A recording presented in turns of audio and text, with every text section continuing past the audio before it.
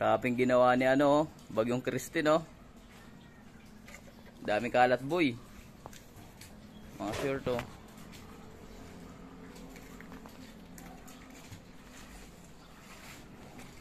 Bapa dyan tayo, bapa. Sa dulo. Daming kalat tayo, ah. Pass na ako tayo.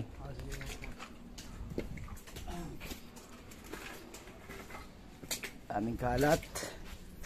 Dito po yan sa may triangulo, Naga City.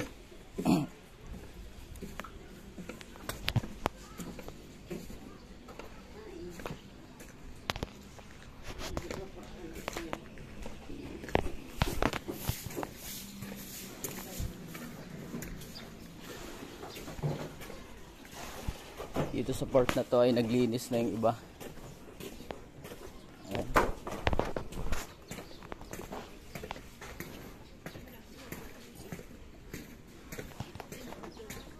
Grabe. Hanggang dito sa bubong, oh. Lampas pa dyan ang baha.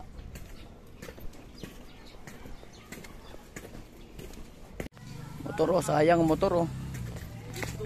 Dahil basura, iniwan.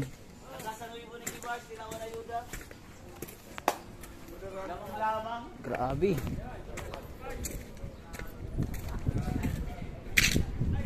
Grabing kalat.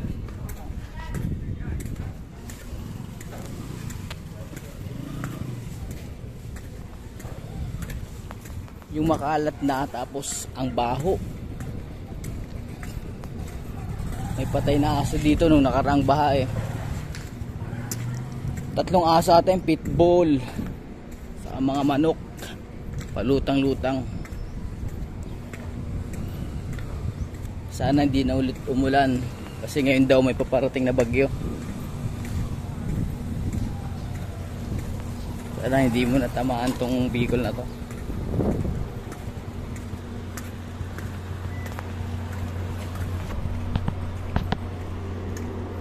Grabe, basura, oh. Dahil basura. Ang baho. Sakit sa ilong. Mga gamit nila sa labas nandito. Kasi naglilinis nga. May itong bapudong jeep.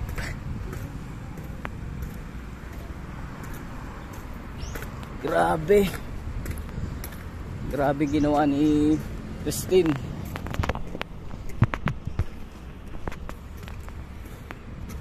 Ang jeep tumba, oh. Ganun kalakas ang impact ng baha dito sa Bicol. Mga gas station sarado pa. Lapit na ako sa trabaho. Dyan muna kayo, guys. Balitaan kayo sa sunod.